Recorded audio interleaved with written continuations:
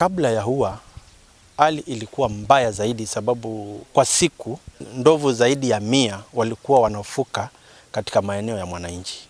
Na pia kulikuwa na wengine zaidi ya 70 ambao walikuwa wanaishi. Hawakuwa wanahama wanaenda park, walikuwa wanaishi humu ambapo tuko na mashamba kubwa huku ya watu. So ndovu karibu 70 walikuwa wanaishi huku wamekufanya nyumbani.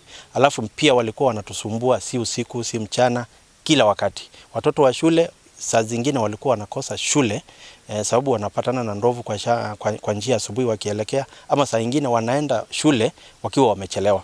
Mashamba yalikuwa yameliwa kabisa, hata watu wengine walikuwa wameanza kutafuta njia badala vile watatoroka hii area sababu ya kusumbuliwa na ndovu. Ilikuwa pia imeua watu yetu. Kufikia hatukuwa na uhusiano mzuri na KWS, hatukuwa tunaonana ana kwa ana.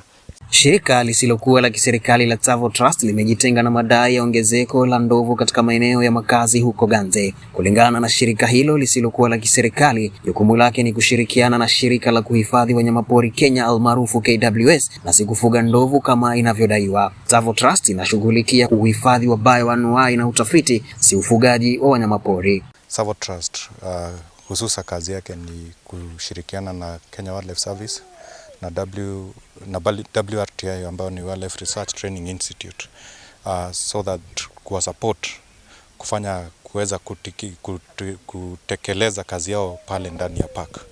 That is Tsavo East and Tsavo West National Park. Kazi ya biodiversity protection na pia kazi ya research na monitoring. Kando na hiyo, Tsavo Trust akona kitengo ingine ya community ambaye ni ya kusupport jamii in the establishment of community conservancies. And through that, ndivyo tuliweza kuconceptualize the idea tukishirikiana na jamii ya hapa Motito Andei kuestablish Kamungi Community Conservancy. But the same approach tuliweza kuifanya pale upande ya Shirango, Mitangani location, Gede sublocation. Shirika hilo linadai kuwa ilikuwa na mipango ya kuzungusha uzio wa umeme katika mbuga ya Tsavo Mashariki ili kuzuia ndovu kuenea katika maeneo ya makazi katika sub-county ya Ganze kupitia shirika la kijamii la Shirango Conservancy. Hata hivyo, mfarakano wa uongozi ulisababisha mipango hiyo kusitishwa. And the approach was the same. Ile ambaye tulienda tukaweza kukaa chini na jamii pale Shirango, especially tukifocus na water community, na tukaweza kushirikiana na kuanzisha Shirango Conservancy with the same concept kama ya hapa Kamungi Conservancy. Through that tuliweza kuanza na tulifanya needs assessment, tukaweza kuascertain mashida ambayo yanakumba ile jamii, na tukaweza kuweka kuestablish outpost ya Kamungi ya Shirango Conservancy. Tukaweza kuchukua vijana kadhaa pale na tukawapeleka training KWS na kuajiliwa kama community scouts. Kutoka hapo tukaanza implement livelihood projects pole pole. But as we were progressing, tulipata changamoto hapa na pale. Changamoto zikitokana na sitataka kutaja majina ya watu. But kuna changamoto tuliweza kupata na kukosa buy-in, the actual buy-in from some political buy-in, actually not political but some government agents, ambayo sasa sisi kufika mwaka wa 2025 tukaona ni vizuri Tsavo Trust afunge virago na atoke pale, kwa sababu kazi ilifanywa kuwa ngumu sana kufanyika. Tulikuwa na mipango ya kufanya miradi ya jamii, na kabla tutoke tulifanya miradi tangible livelihood community projects. Hii ni tuliweza kupatia watu tanks za kuchota maji. Matanks ni tulipatiana 25 water tanks. Tuliweza kupatia jamii mataa ya solar 50 solar systems kwa za boma. Pia tuliweza ku-excavate a big water pan, not a water pan actually, an earth dam, ambaye mpaka wa leo wale watu wa area ya Darako wanachota maji pale. It's a 15,000 cubic earth dam. Tuliweza pia kuleta shirika la Karo kuweza kutrain watu mambo ya kilimo ya kisasa, na kina mama na jamii iliweza kutrainiwa, na tumejaribu kufanya miradi kadhaa wa kadha pale, but kukakuwa na changamoto sana, na hizi changamoto ndio tuliangalia kufikia 2025 tukaona tutoe miradi yetu pale Shirango na tuache kwanza mambo itulie na watu waji-evaluate waone kweli ama hii mradi ilikuwa ya maana ama iko ya maana, na tukaweza kutoa virago yetu na tukarudi na tukaweza kuendelea kuwekeza Kamungi Conservancy ambao mpaka wa leo tumeweza kushirikiana nao. From 2018 mpaka 2025, tunaweza sema 2025 January 27 hapo ndio tulisimamisha miradi na tukaweza kutoka kabisa August. From 2018 to 2025 tuliweza kuwa tumewekeza 89 million pale. 89 million hapo tunaongea juu ya salaries ya wale vijana. Tulikuwa tumeemploy 19 rangers or community scouts ambao walikuwa wameenda wanatrainiwa Manyani wote pale Law Enforcement Academy, na walikuwa under salary, na bado kuna wale wako na wanaendelea kufanya kazi, ambao hiyo revenue inaenda direct pale Shirango kuweza kusaidia jamii za Shirango pale. Pia kulikuwa na hizo miradi zote ambazo nimesema, ukiweka ile bwawa ya Earth Dam, hizo mata solar trainings, benchmark visits, all that, it comes to over 89 million. Na actually pia kuna kama vile Kamungi chairman alisema tumeweza kuwekea jamii 10% fence plan. Pia hiyo jamii waliweza kupata. Na kwanza pale walikuwa napata, tulikuwa tunajaribu kufence a very big chunk of land juu watu ni wengi na wanaishi like in a communal kind of setup. So tuliweza kutengeneza the 10% fence plans, but kuzuia to avert or to avoid being entangled into politics and such issues. That's why we decided to pack bags and leave. Mwenyekiti wa Kamungi Conservancy, shirika ambalo limeendeleza uhifadhi wa mazingira kupitia mfumo sawia na ule uliokuwa umeanzishwa katika kijiji cha Shirango, amesema kuwa kwa sasa wakazi wa eneo la Mtito Andei hawasumbuliwi tena na kero la ndovu baada ya kushirikiana na Tsavo Trust kuweka uzio wa umeme katika eneo hilo. Tukianzisha hii Kamungi Conservancy, hapo nyuma kulikuwa na shida kubwa, migogoro ya wanyamapori as ndovu. Ndovu walikuwa shida kwetu sababu walikuwa wanatuvamia, wanaharibu chakula mashambani, wanaharibu tanki, wanaharibu fences, wanavamia watu wetu pia, wanaweza kuwaua. But tulipoanzisha conservancy tuliweza kuja pamoja na partners, especially tukisaidiwa na Tsavo Trust, na tukaweka vichwa pamoja na tukakaa chini na serikali, tukakaa na KWS, tukakaa na national government, tukakaa na county government, na tukaweza kupata suluhu. Alafu tukakuwa na wataalamu ambao walitusaidia kubuni ama kupata ubunifu wa hua ambao unaweza zuia ndovu ambao ni wanyaya 3, 2 zikiwa na moto na moja ikiwa ni earth. Hiyo Tsavo Trust waliweza kutusaidia, tukajenga hua wa takribani kilomita 33. Pia county government wakaingililia kati, wakaweza kujenga hua ya 60 kilometers kutoka mahali Tsavo Trust walikuwa wameanzia. Alafu baadaye kidogo national government nao wakamalizia, wakishirikiana na KWS wakamalizia ile ingine ilikuwa inabaki kilomita 23, ambapo sasa tunaongea katika eneo yetu ndovu zishafungiwa na labda zifuke kwa community. Sasa ile mgogoro ilikuwa kubwa zaidi imepungua, na ni kwa muda tu, si kila wakati.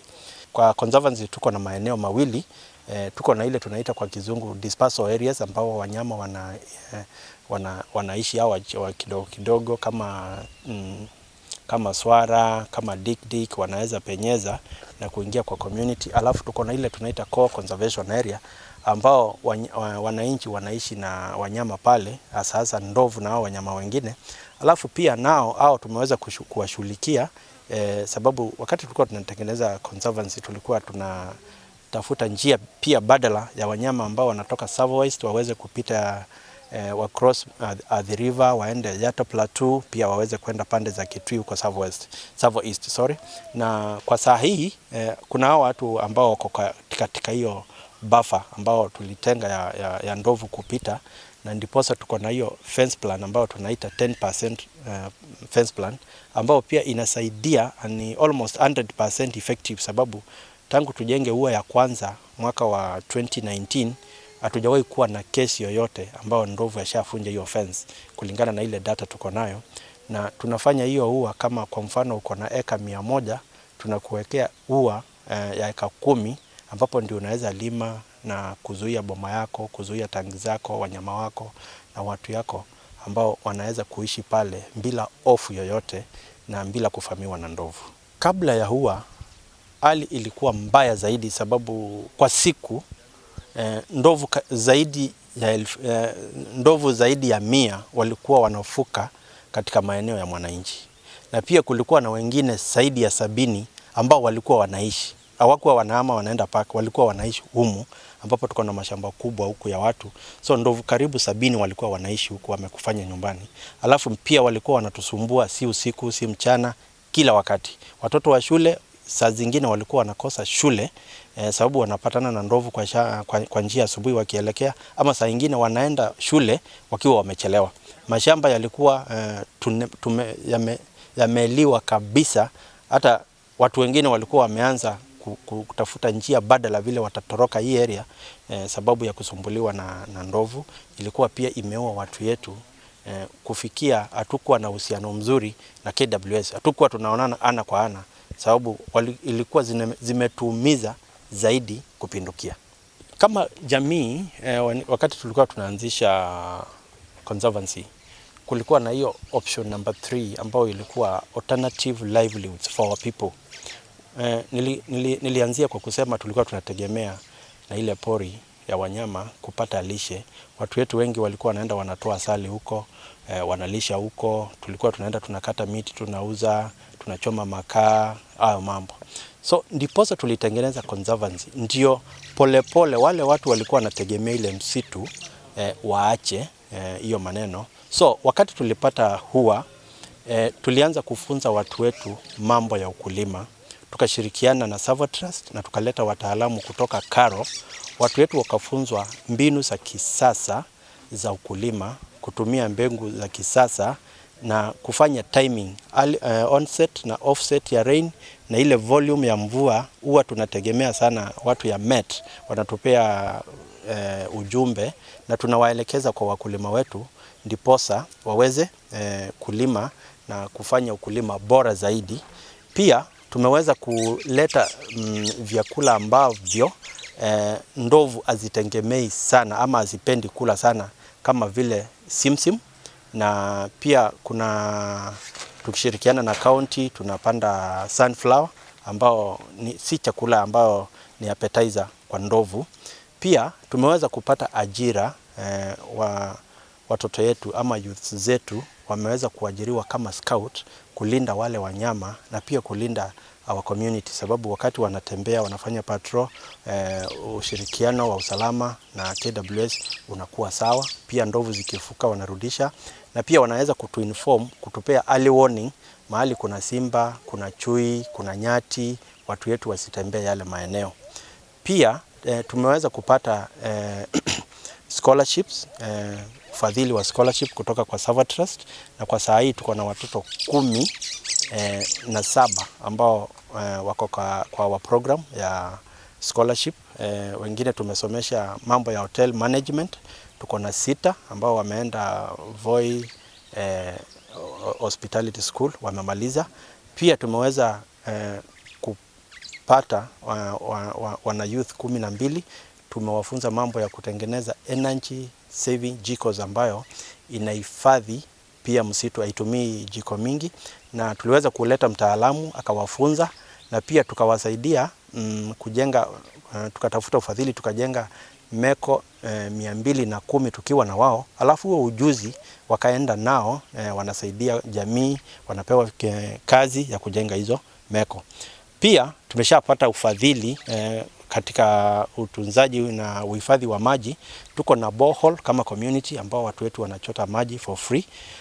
Tumeweza kupata dam liners 140 of them ambao iko na capacity ya 600,000 liters, ambayo hii maji tunahifadhi, ile maji inaenda na barabara, inaweza tumika wakati wa kiangazi. Pia tumeweza kupata support ya water tanks. Tuko na water tanks 26 ya 3,000. Tuko na water tanks 70 ya 5,000 liters na tuko na 10,000 water tanks. Tumeweza saidia shule zetu. Katika ufadhili wa elimu tumeweza kupata msaada wa teknolojia ya kisasa, ambapo tumeweza kusaidia secondary schools zile ziko eneo ya Mtito Andei ward na kompyuta 210. Tumeweza kujenga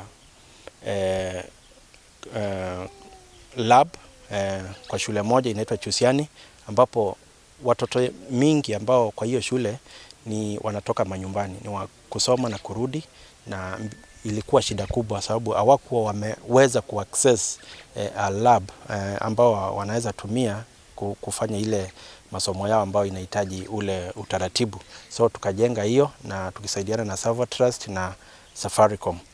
Pia katika elimu tumeshasaidiwa na Savo Trust, tukaajiri walimu wawili wa ECD katika shule ya Kamunyu na Ngiloni, ambapo hao watoto wote ambao sio wa members na pia wa members wanapata mafunzo na wanasaidika. Serikali yetu ya Makueni ambayo inaongozwa na Mtula Kilonzo Junior imepatia kipao mbele elimu ya jamii, the so called civic education. Wananchi wamepata kupata haya mafunzo kupitia wataalamu ambao ni wafanyikazi wa serikali, na kuonyesha wananchi ya kwamba kuna njia bandala ambao wananchi wanaweza kuishi na hawa wanyama wakapata manufaa zaidi ama mengi kwa kuishi na hawa wanyama kuliko pengine kwa winda na kufanya mambo kama hayo. Kwa hivyo ile jambo ambayo ilisaidia jamii ya huku Mtito Andei ward ni hiyo elimu ya jamii. Wamekuwa sensitized, tumekuwa na so many forums kuhamasisha mwananchi ni yapi majukumu yake katika jamii, serikali majukumu yake, na pia development partners. Na hiyo jambo imesaidia sana, na unapata kuna uhusiano mzuri kutoka kwa jamii yetu, washikadau wote, ambapo kuna national government, kuna county government. Hawa wananchi wote tumekuwa tukiwaita a combined forum, kukuwa kuna administrators wa county, administrators wa national government na wananchi. Tunawakalisha, tunawaambia umuhimu wa kukaa pamoja, na ndiposa tumepata ili jambo ama ili agenda tumekuwa kuitekeleza imekuwa rahisi sana, maanake wananchi wamefahamishwa na wamehamasishwa.